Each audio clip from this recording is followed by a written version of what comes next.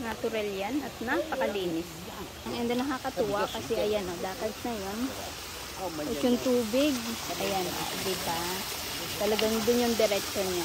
So nagpapalit siya. Maliban sa pagliligo sa hot spring, pwede ka rin mag-picture at mag-aura-aura. See?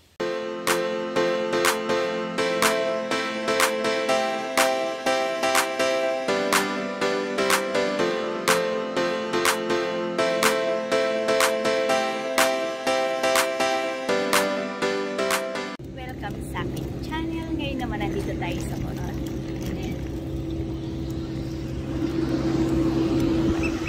Ito yung airport dito. Medyo maulan niya.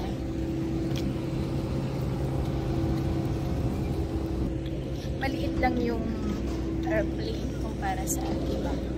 Ayan naman. Maliit lang din yung airport nila dito.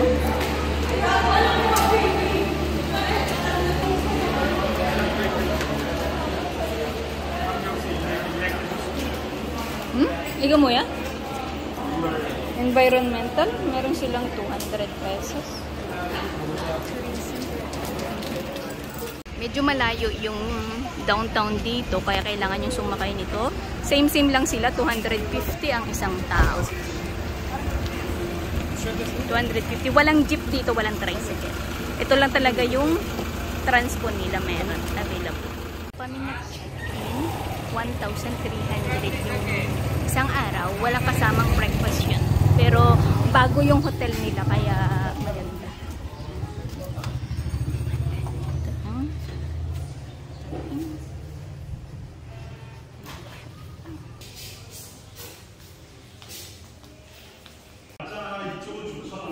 Nandito kami sa 4th floor. Yung room nila. First at saka second, twin bed. Ito yung twin.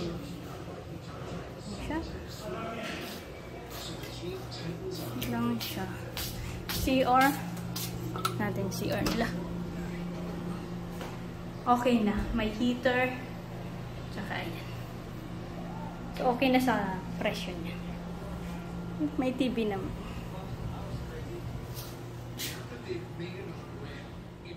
Dito tayo ngayon sa Makinit Hot Spring. Ito yung ano nila. Presyo. Pag senior kayo may discount. Tsaka yung mga taga dito. Hanggang 8 PM sila.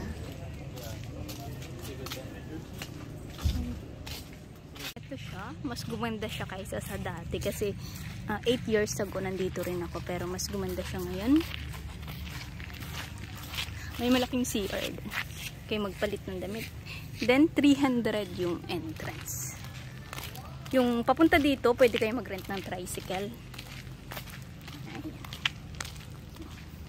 Pero pag ano, yung sa amin kasi is 800, apat na kami doon. Yung sa tricycle, papunta dito. Maghintay daw siya ng 1 oras. Tapos pag additional kami ng hintay ng 1 oras, additional 100 pesos. Yeah. Yan, dumating kasi kami ng 11 AM dito, kaya ito sa hapon dito kami punta. Hot spring to, hot spring. Maraming tao ngayon, hindi siya katulad dati na kakaunti lang, pero ngayon kasi gumanda na siya, dumami. Mayroong tao. Ito dito maliit. Oh, hindi naman tubig. Tsaka natural siya. Hindi daw ng tubig dito. Ito, natural yan at napakalinis. 300 pesos lang. And then nakakatuwa kasi ayan o, dakat na yun. At yung tubig, ayan o, diba? Talagang dun yung direction niya. So nagpapalit siya. Natin.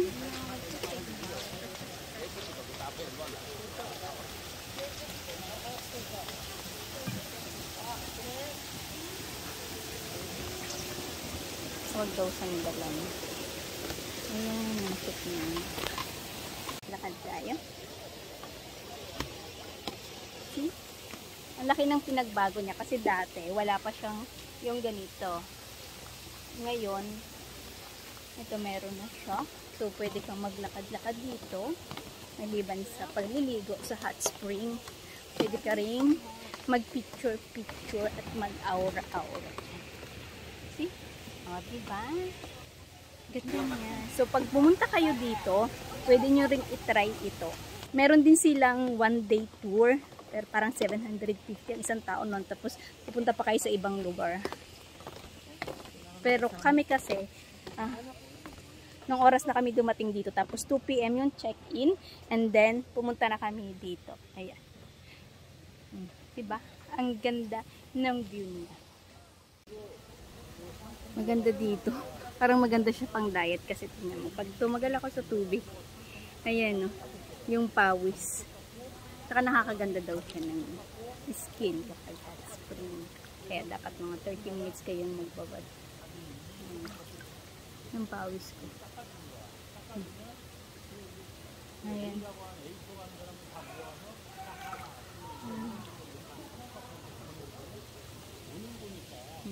Natural. Hindi yung asawa ko, sobrang ganda rin. Sobrang ganda dito. Sobrang linis.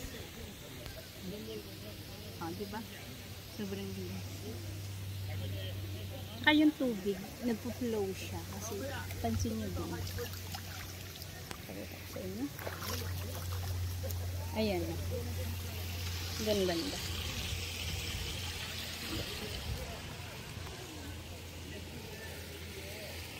Ayan naman. Pa-flow siya dun.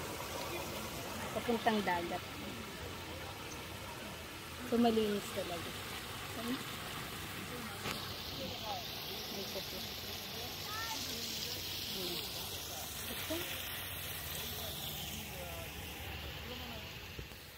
Ito yung masarap yung ribs nila dito. Maraming pumupunta. Tapos nagbebenta rin sila ng Korean food. Kimchi, ramen, chicken. Maraming taong pumunta. Ito yung ribs nila. 100. 바질 150 yung isang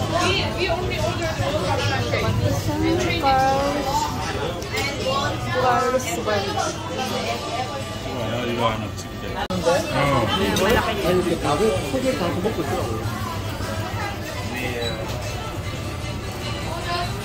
나 조금만 먹어보려고 싸고.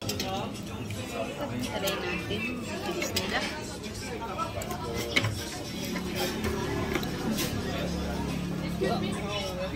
Malambot siya at masarap. Ano po yung sauce nila?